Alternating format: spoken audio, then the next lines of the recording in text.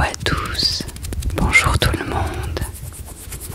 Aujourd'hui je vous propose une vidéo dans laquelle je vais répondre à vos questions. Questions que vous m'avez posées sous ma vidéo des nouvelles de ma vie professionnelle, ma vie d'infirmière. Il y a eu quelques petites questions et il est temps d'y répondre. J'ai avec moi la tablette de mon copain pour avoir les questions sous les yeux. Alors, je vais répondre.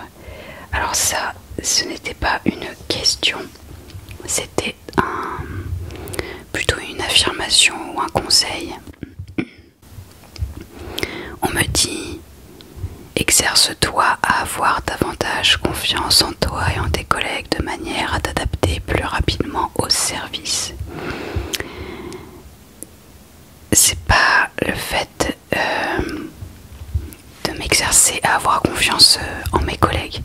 Alors déjà, confiance en moi. Vous vous doutez bien que je m'y attelle depuis des années et que la confiance en soi, ça s'apprend et que ça s'acquiert avec le temps, les années, l'expérience, la remise en question continuelle. Mais ça ne vient pas en un claquement de doigts. Donc voilà, ce n'est pas si aisé. Confiance en mes collègues, je ne sais pas si j'ai réellement besoin d'avoir confiance en eux, c'est pas tant ça le problème. Je fais difficilement confiance en les autres. Professionnellement, j'ai souvent été déçue. Les collègues que je pensais être des copines surtout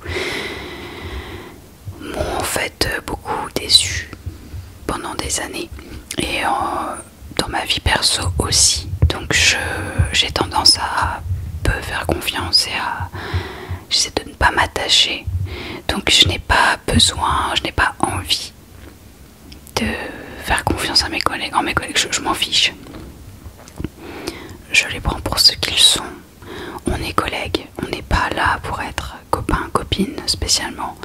Si on peut bien s'entendre, c'est évidemment plus agréable, mais de là à se fendre la poire et être best friend et s'écrire tous les jours, je m'en tape un peu. J'ai pas envie de ça, j'ai pas besoin de ça.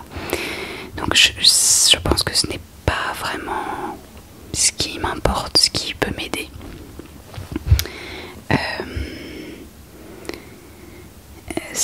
Et la personne me dit exerce-toi, avoir confiance en toi et en tes collègues de manière à t'adapter plus rapidement au service. Je m'adapte quand même. Je dirais que j'ai réussi à m'adapter, ça fait un petit peu plus d'un mois maintenant. Mais je dois toujours faire attention à ce que je dis. Je ne suis pas 100% moi-même au travail. Parce que si j'étais 100% moi-même, je pense que je ferais un peu peur aux gens. Comme j'ai des traits de personnalité, un caractère un petit peu particulier, je ne sais pas si ça plairait. Je pense que non. Alors j'ai pas envie de faire j'ai pas envie d'être moi-même à 100%. Du coup je joue toujours un peu un rôle. Mais où que j'aille, ou quoi que je fasse comme service, je ne suis pas la vraie Charlotte de la vie de tous les jours. Mais ça, il n'y a pas que moi. Je pense que globalement, au travail, on n'est pas vraiment soi-même. On ne peut pas être vraiment soi-même. Quelqu'un me demande par rapport à tes 12 heures journaliers, ça veut dire que en gros tu travailles 3 semaines par mois et que tu as des récup. Alors non, c'est pas vraiment comme ça que ça marche. On a des plannings. Dans mon ancien service, dans l'hôpital parisien, je travaillais déjà en 12 heures, mais il y avait un système de grandes et de petites semaines que je faisais des grandes semaines de 5 jours travaillés et des petites semaines de 2 jours. Quand je faisais 5 jours de travail, c'était pas d'affilée, sinon déjà on est exténué, ce n'est pas légal car on travaille, je répète, 12 heures par jour. Mais je travaillais lundi, mardi, vendredi, samedi, dimanche. Et la semaine qui suivait, c'était une petite semaine et je travaillais mercredi, jeudi. La semaine d'après, je refaisais lundi, mardi, vendredi, samedi, dimanche de travail, etc., etc. Et au bout du compte, j'avais fait mon quota horaire mensuel. Je l'avais même explosé en faisant comme ça. Donc, une fois par mois, en général, quand la cadre pouvait, on avait le droit à entre 5 et 7 jours de repos d'affilée, de jours de repos consécutifs. On appelait ça notre semaine de R. R comme repos. La vérité, c'est plutôt RR, repos récupérateur. Passons. Parce qu'en fait, on travaillait trop dans le mois. Donc, on nous devait des semaines, enfin pas des semaines, des jours de congé d'affilée. Et en plus de ça, on a le droit à des congés annuels, des CA, comme tout à chacun. Donc, on a droit à 25 CA par an, qu'on pose à peu près comme on le souhaite. À peu près. Donc ça, c'était dans mon ancien service. Des semaines, des petites semaines de 2 jours qui étaient tranquilles et des grosses semaines de 5 jours beaucoup plus difficiles. Je vous laisse imaginer faire 5 fois 12 heures dans la semaine. C'est un petit peu fatigant. Soit. Et bien maintenant, dans mon nouveau service, ça marche pas comme ça. C'est nous, les infirmières, qui décidons, entre guillemets, de notre planning et qui demandons à la cadre à travailler tel ou tel jour. On a des plannings vierges et on doit écrire dessus tel jour je veux travailler, tel jour je veux pas, tel jour je veux.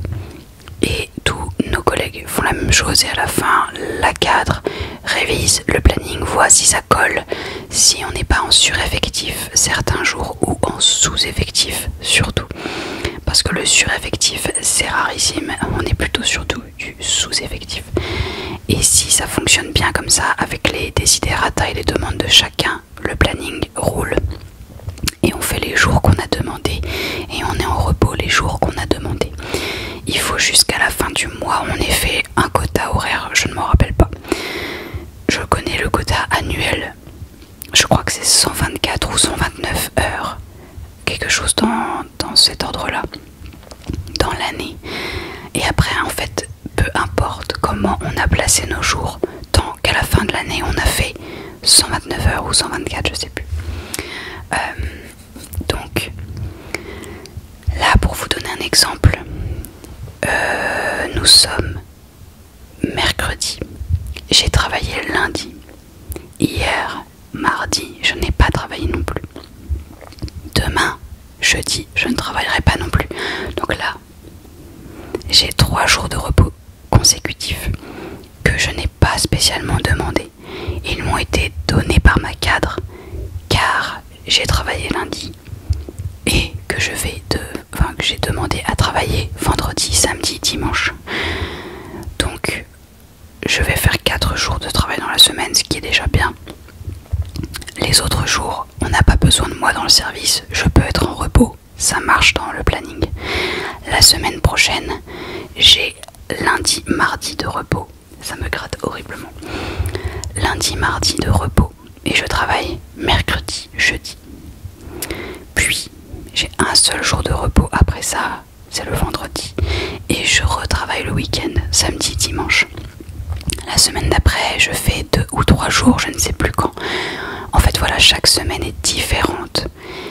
Il faut juste que sur le planning, il y ait le bon nombre d'infirmières chaque jour, c'est-à-dire 4. Dans mon service, il faut vraiment 4 infirmières. Quand il n'y en a que 3, nous sommes en sous-effectif.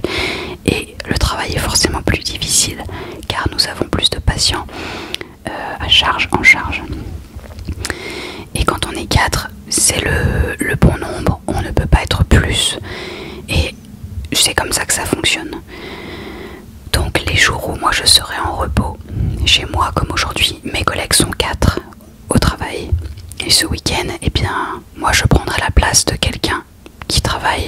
aujourd'hui, par exemple, et je prendrai la relève. Voilà. Donc, c'est pas vraiment des semaines de récup, c'est pas vraiment 3 semaines de travail par mois, c'est vraiment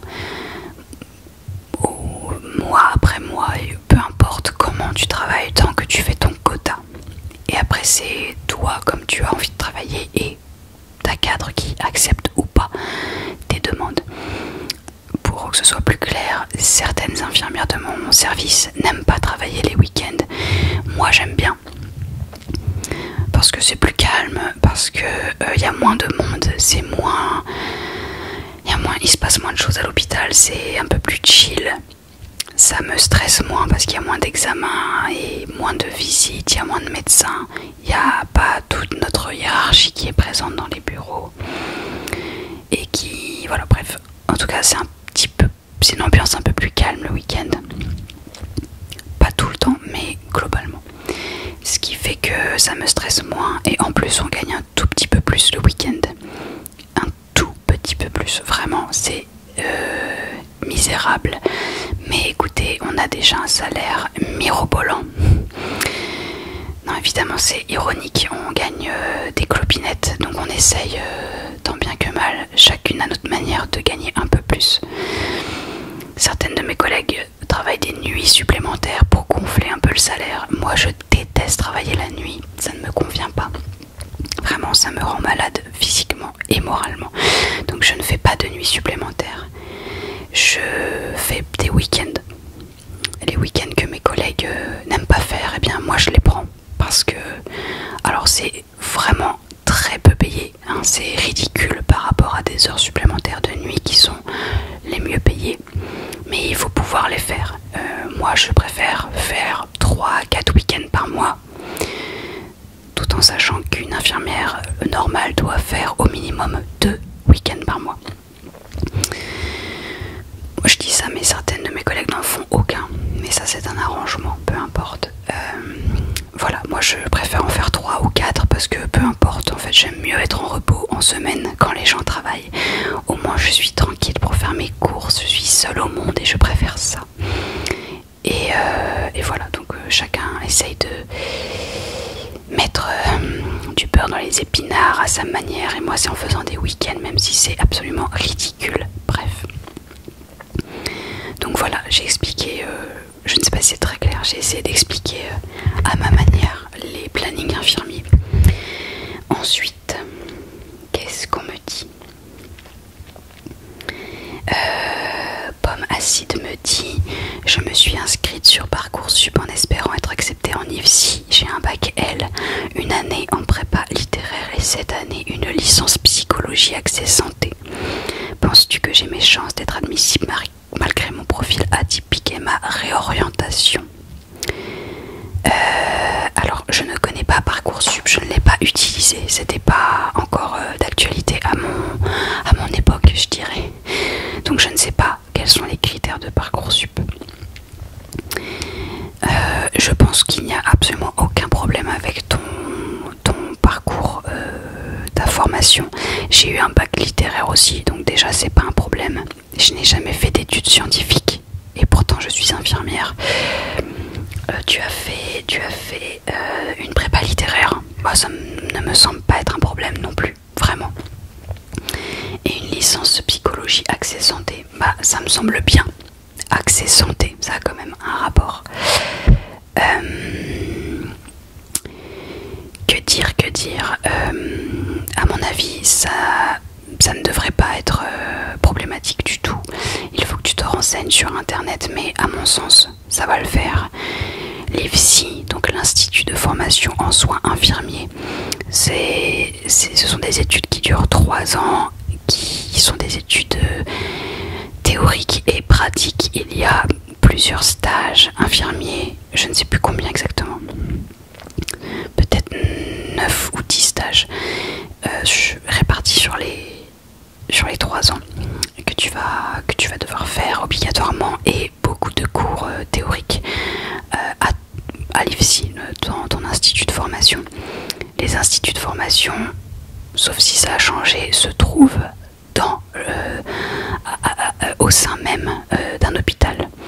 j'étais dans un hôpital de banlieue, j'ai pas vraiment envie de dire où. J'étais en région parisienne, très loin de chez moi, et mon institut de formation était au sein d'un hôpital, d'un gros hôpital connu. Pourtant je n'ai fait aucun stage dans cet hôpital d'ailleurs, parce qu'ils savaient que c'était très loin de chez moi, donc ils m'ont évité de la route. Mais j'allais dans cet institut pour prendre mes cours théoriques. Donc à mon sens tu ne devrais pas avoir de soucis particuliers, mais renseigne-toi. Il faut savoir que donc j'ai fait un bac littéraire et ensuite j'ai fait 2 ou 3 mois, je ne sais plus, j'ai commencé une licence de droit pour faire comme ma sœur.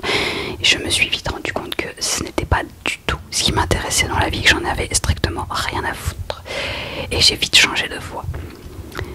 Donc tu vois, malgré un bac L et zéro connaissance en sciences et dans le milieu médical et paramédical, j'ai réussi. Ça veut dire que c'est faisable. Je regarde d'autres commentaires. Quelqu'un dans Calme ASMR me demande ce qui est le plus satisfaisant / intéressant dans mon métier et le plus chiant / pesant.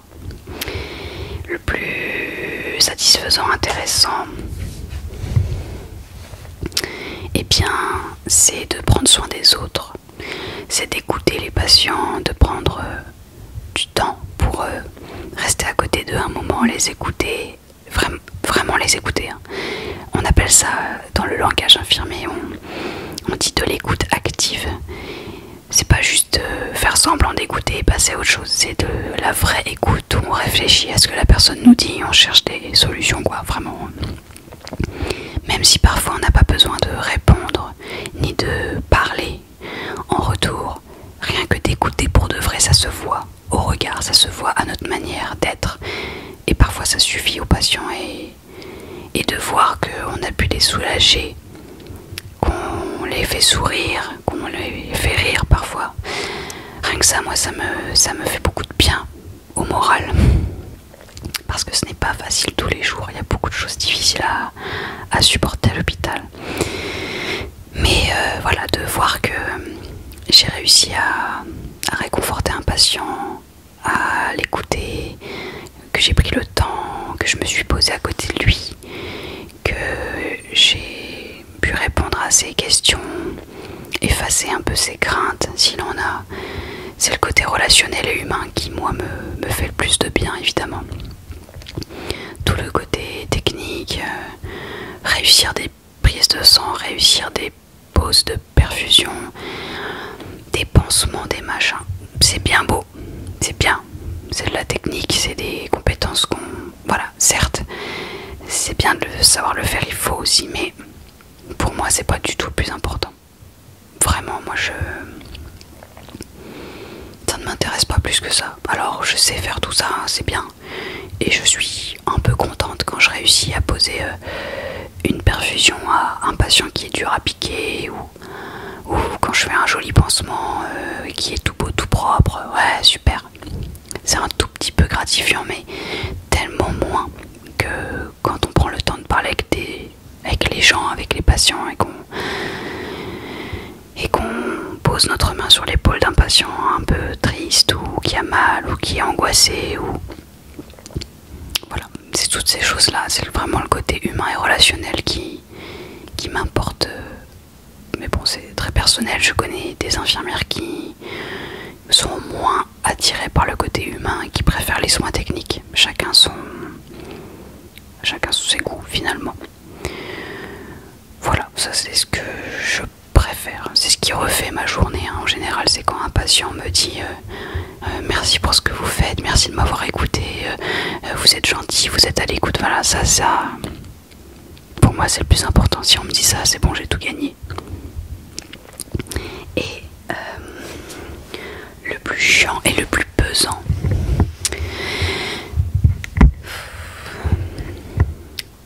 en toute honnêteté, c'est de voir les gens souffrir, c'est de voir des personnes décédées très très très très souvent. ça fait mal, ça... Bon, je rentrerai pas dans les détails parce que c'est censé être une vidéo ASMR pour se détendre, mais ce n'est pas facile tous les jours et il faut avoir une sacrée carapace et voilà, mettre des barrières et beaucoup de protection entre la personne en face et nous-mêmes. Parce que si on commence à pleurer pour tous les patients décédés qu'on rencontre, eh bien on n'a pas fini. Alors moi je continue et je continuerai toujours, j'en suis certaine, à être affectée par le décès des patients. Peu importe que je les ai connus longtemps, pas longtemps, 1 heure, 2 heures, 5 jours, 15. Le décès de quelqu'un est toujours dur à vivre et ça me fait toujours quelque chose. Parce que je fais beaucoup de transferts et ça pourrait être un membre de ma famille, ça pourrait être moi. Bon, voilà. C'est quand même une vie humaine qui se termine, c'est pas rien. Donc ça c'est dur à vivre. On n'est pas habitué à voir des gens décédés tous les jours, ou presque. Les autres corps de métier ne connaissent pas ça. Sauf évidemment les pompes funèbres, tout ce que vous voulez, d'accord, mais je veux dire des métiers autres que dans le domaine médical, paramédical, etc. On n'en voit pas tous les 4 matins, et tant mieux. Voilà, donc ça c'est pénible et il faut vraiment se blinder.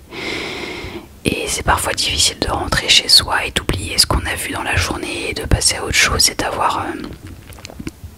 continuer notre vie alors qu'on a vu quelqu'un de décédé qui ne semblait pas apaisé. Voilà, ça c'est dur. Les gens qui souffrent, qui ont des maladies graves, qui parfois font très mal, autant à l'âme, à l'esprit qu'au corps, ça fait mal parce qu'on se sent impuissant et malgré tous les traitements, tous les thérapeutiques qu'on peut leur donner, parfois ça ne suffit pas et on se sent démuni et c'est très dur aussi. C'est très frustrant. On voudrait pouvoir aider les gens et les soulager et parfois on n'y arrive pas et on est face à un mur et c'est vraiment très dur à vivre aussi. Quoi d'autre? Eh bien ce qui est pesant c'est le manque de personnel, le manque de moyens, le manque de reconnaissance de notre métier. C'est tout ce qu'on a à faire, c'est tout ce qu'on nous demande, qu'on doit faire parfaitement alors qu'on est humain et qu'on a aussi le droit à l'erreur. Mais en fait non, on n'a pas le droit à l'erreur parce qu'on s'occupe d'humains. Et que si on fait une erreur, ça peut être très lourd de conséquences. Donc c'est quand même un métier lourd en responsabilité. Donc au quotidien c'est toujours être sur le qui-vive, toujours avoir le cerveau au taquet, ne pas se tromper, ne pas faire d'erreur de dosage, de posologie, de voie d'administration, de médicaments, ne pas les confondre. On est la dernière clé avant l'administration des traitements entre ce que le médecin prescrit et ce que nous on va donner aux patients.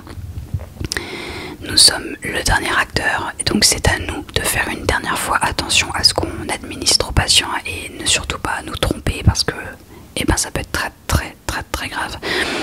Tout ça c'est quand même un poids au quotidien. Tout ça en étant rapide, organisé, savoir anticiper, avoir un raisonnement clinique aiguisé, affûté, ça s'acquiert avec le temps et l'expérience. Savoir reconnaître des signes cliniques, les premiers symptômes d'un choc, peu importe lequel c'est, un choc hémorragique, un choc anaphylactique, un choc septique, bref. Savoir réagir rapidement et de la bonne manière en cas d'urgence. Garder son self-control. Tout ça c'est pas facile, ça demande quand même une certaine pas une force d'esprit mais ça demande à être bien dans ses basques. Ce que je n'aime pas non plus c'est parfois notre hiérarchie, un peu tous les acteurs de la hiérarchie, tous ces gens dans les bureaux qui nous pondent des protocoles, des procédures mais qui ne sont pas dans la vraie vie, qui ne sont pas au chevet des malades et qui ne savent pas ce que c'est vraiment que le travail d'infirmière ou d'aide-soignante ou de médecin, qui ne savent pas comment on fait vraiment mais qui nous obligent à travailler de telle et telle manière moins de temps. Ça nous force à travailler moins bien, plus dans l'urgence, en prenant moins le temps, moins soin des gens. Bref, ça m'agace prodigieusement. Et évidemment, le salaire, j'en ai parlé, le salaire est ridicule et on mériterait toutes tellement plus pour ce qu'on fait. Donc ça, évidemment, c'est un énorme point négatif. C'est sûr qu'on ne fait pas infirmière pour le salaire, mais justement, ça devrait quand même jouer. Pourquoi la France est un des pays qui paye le moins bien? Franchement, pourquoi? Quelle est la raison? Dans les pays frontaliers, elles gagnent 2 fois comme nous. C'est quand même embêtant. Moi, ça m'agace fortement. Bon, bref. Voilà, sans langue de bois, ce qui, moi, m'agace. Et j'ai oublié de parler de la fatigue physique, bien sûr. Se lever tôt. Hein, on se lève. Avant, je me levais à 4h50 quand j'étais sur Paris. 4h50. Je rentrais chez moi à 20h30, 21h. Ok. Là, heureusement, comme je suis plus proche de la maison, je me lève 1 heure plus tard, ce qui est incroyable. Mais 5h50, ça reste une heure un peu merdique quand on aime dormir.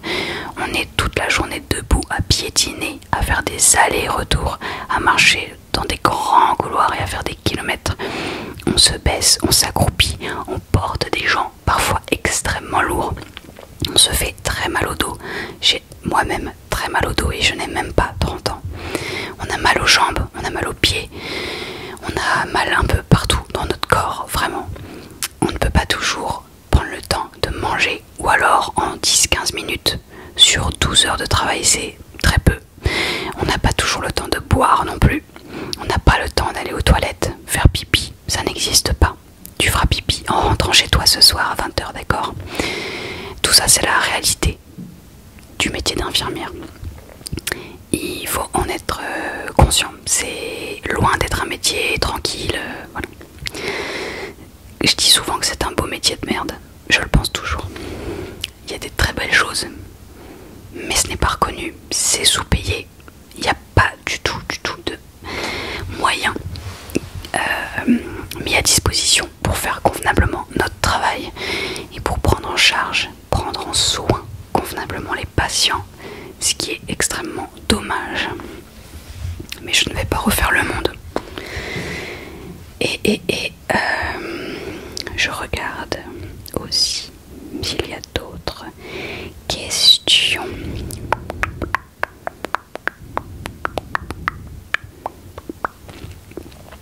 Je prends un peu le temps de chercher le commentaire d'après. Est-ce que ça enregistre? Oui. On me demande pourquoi fais-tu ce métier? Il doit bien y avoir une raison. Pas de langue de bois. Ça va être à peu près la même réponse que celle que j'ai donnée avant. Pour le côté humain, le relationnel, créer du lien avec les gens, prendre soin de l'autre, sentir qu'on a été utile, sentir que putain j'ai une bébête, je déteste les bébêtes, sentir qu'on a fait du bien à quelqu'un d'une certaine manière et qu'on a réussi à le calmer, le soulager, à le faire sourire, à lui faire passer le temps de manière un peu plus sympa. Tout ça c'est agréable. Oui, c'est pour le fait de prendre soin des gens et de les soigner, soit grâce à des médicaments, mais bon, ça c'est pas grâce à moi. Moi je ne fais que de les administrer, c'est pas moi qui les crée les médicaments. Soigner les gens comme ça, ou rien qu'avec notre manière d'être, notre manière de parler, nos paroles, notre empathie, notre humanité, notre bienveillance, ça pour moi c'est hyper important et c'est ce qui fait que j'aime quand même ce métier. La même personne, Cédric, si tu te reconnaîtras. Le si qui était devant, il faut l'enlever de la phrase. Cédric, virgule, tu te reconnaîtras. Cédric donc me dit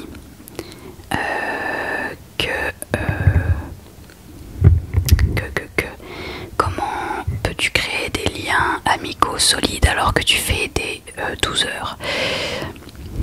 Je ne crée pas de liens amicaux solides. Je n'en ai pas envie, je n'en ai pas besoin. Je suis assez solitaire tant que j'ai ma famille et mon copain. Ça me va, parce que mon copain c'est plus que mon copain. C'est pas seulement l'homme qui partage ma vie, c'est aussi mon meilleur ami, c'est mon confident, c'est plein de choses. Donc ça me suffit. Et ma famille, bien sûr. Ça doit être facile, ça doit être difficile, surtout avec la fatigue, je présume. Oui, quand tu rentres chez toi après une semaine de taf, je peux te dire que tu as tout, sauf envie de sortir pour voir des gens. En tout cas, moi, je n'en ai rien à secouer, je veux être chez moi, au calme, sans bruit. Parce qu'il y a trop de bruit à l'hôpital et ça me fait beaucoup de mal. Tous les jours, je suis complètement heurtée par tous ces bip bip, ces sonnettes, ces sonneries, ces alarmes partout. Moi, quand je rentre chez moi, je vais être au calme. Si tu me permets cette question indiscrète en lien avec tes angoisses et ce souci d'adaptation dans un nouvel environnement, as-tu déjà pensé à consulter un psychologue pour un bilan neuropsy? Non, je ne savais pas que ça existait. Car j'ai l'intime conviction que tu masques ou adaptes constamment ta personnalité, comme l'ensemble des femmes TSA. TSA, c'est trouble du spectre autistique, je ne savais pas. Je n'y avais jamais pensé, je ne m'étais vraiment jamais posé la question. Je ne savais même pas vraiment que ça existait, à vrai dire. Mais maintenant que tu l'as dit, ça m'a fait un petit quelque chose en moi. Et depuis, j'y pense pas mal. Et oui, j'adapte et je masque beaucoup de choses en moi. Je ne suis pas du tout la vraie Charlotte au travail parce que je fais en sorte d'être malléable et de plaire au plus grand nombre, alors que vraiment, si vous saviez, je dis beaucoup ça à mes collègues qui disent ah bah t'es comme ça en fait, avant on savait pas, tu caches bien ton jeu. Et je leur dis souvent, si vous saviez, là je suis pas moi-même. Et souvent les gens me regardent genre ok. Donc oui, je ne suis pas à ma place dans le monde, je ne suis pas à ma place parmi tous ces gens. Je me sens souvent mieux auprès des patients qu'auprès de mes collègues. Je sais pas pourquoi, c'est con, hein. Je suis plus moi-même avec les patients qu'avec les collègues, c'est bizarre. Bon.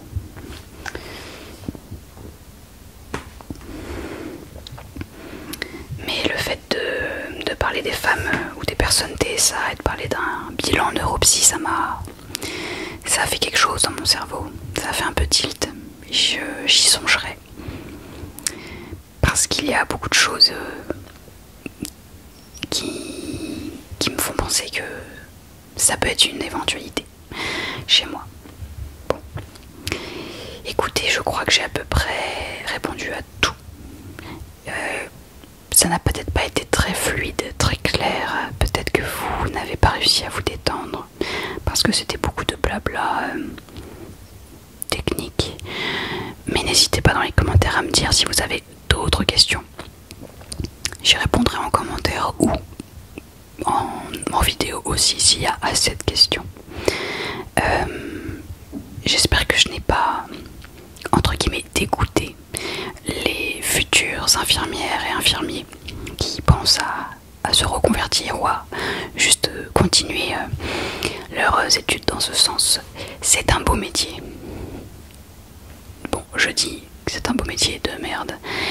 Je le pense parce que ça fait 7 ans que je suis infirmière et que je commence à en avoir marre de beaucoup de choses.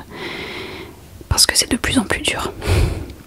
Ça, il faut pas mentir, il faut pas le cacher aux nouvelles infirmières et aux nouveaux infirmiers. C'est vraiment très dur. Ça allait de plus en plus. On se bat chaque jour pour de la reconnaissance déjà. Et on ne l'a pas.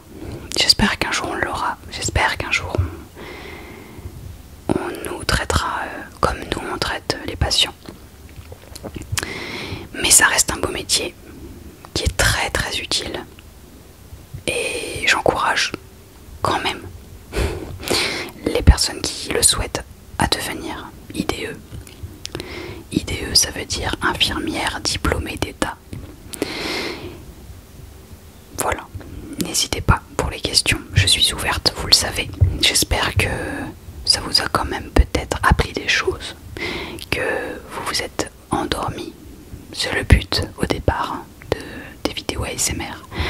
Je vous souhaite une bonne détente et je vous dis à bientôt dans une prochaine vidéo ASMR. Bye bye.